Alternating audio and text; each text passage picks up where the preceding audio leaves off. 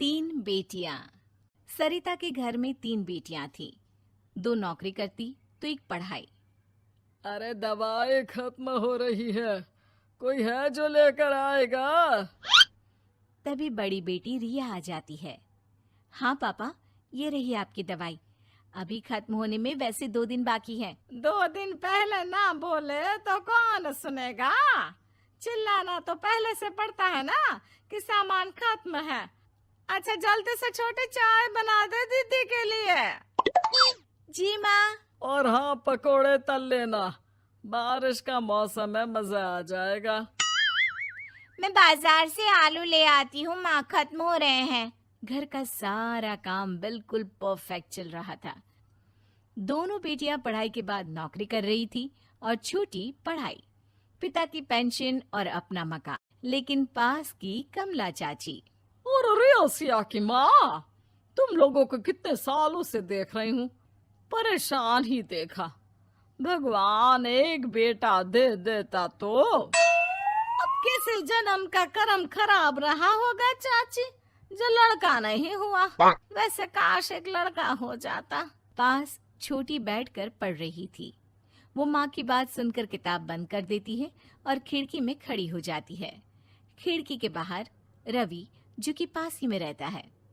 अरे छुटकी, क्या सारा दिन किताब में नजर गड़ाई रहती है? मैं नकल करना सिखा दूंगा, तू आराम से पास हो जाएगी। आजा, चलना, सब बाहर खेल रहे हैं। तू तो लड़का है, फिर पढ़ता क्यों नहीं? तेरे सर पर तो माँ पिता की जिम्मेदारी भी है ना। कैसी बात कर रही है यार? जिम्मेदारी मेरी नहीं, पिता की है। पिता की क्या जिम्मेदारी, बता। देख, माता पिता लड़की की शादी के लिए पैसा जमा करते हैं, उसकी शादी कराते हैं, उसे पढ़ाते भी है ना? हाँ, वो तो सभी माता पिता करते हैं। क्या लड़की की शादी नहीं करते? उसकी भी तो करते हैं ना। हाँ करते हैं, लेकिन क्यों, कैसे? सुन, वो लड़के को पढ़ाते हैं इसलिए कि वो बुढ़ापे का सहारा बनेगा।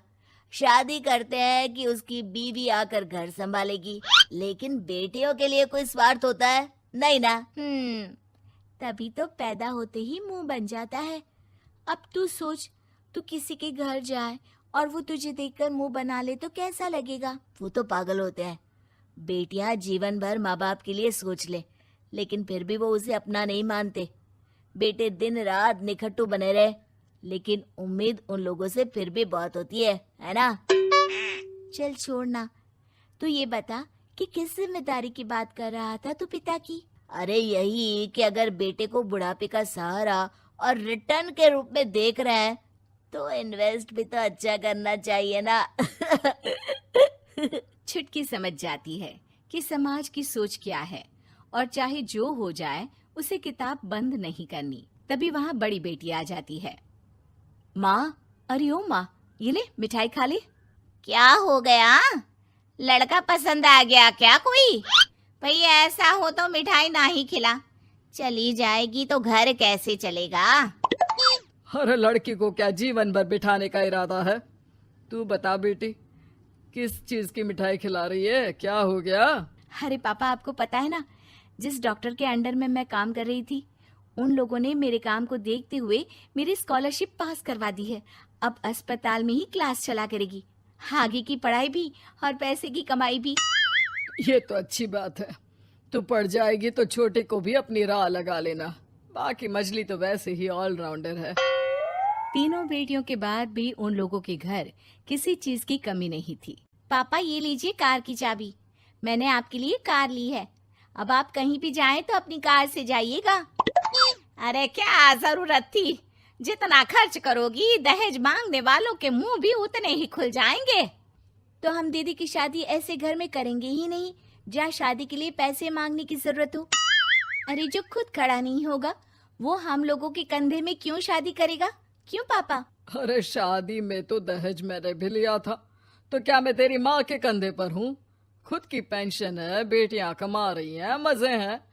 बस एक मलाल है कि बेटा नहीं हुआ। पापा, जब आपने बोला कि मजे हैं, मैं तभी समझ गई थी कि अगली लाइन में आप यही बोलेंगे कि मलाल है। कोई बात नहीं पापा, फिलहाल आप ये कार लेकर घुमाओ। माँ, तुम भी जाओ पापा के साथ।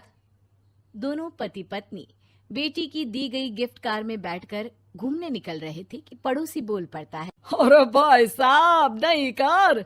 यहाँ तो साइकिल भी बेचने की नौबत है। नजर ना लगाइए भाई साहब, जीवन में कार का सपना पूरा होना हम लोगों के लिए तो बहुत बड़ी बात है। हाँ हाँ, लाखों की कार हम हजारों की कमाई वालों के लिए कहाँ मुमकिन थी, ऊपर से तब जब कोई बेटा भी नहीं है। वैसे भाई साहब, आपकी साइकिल बिक क्यों रही है?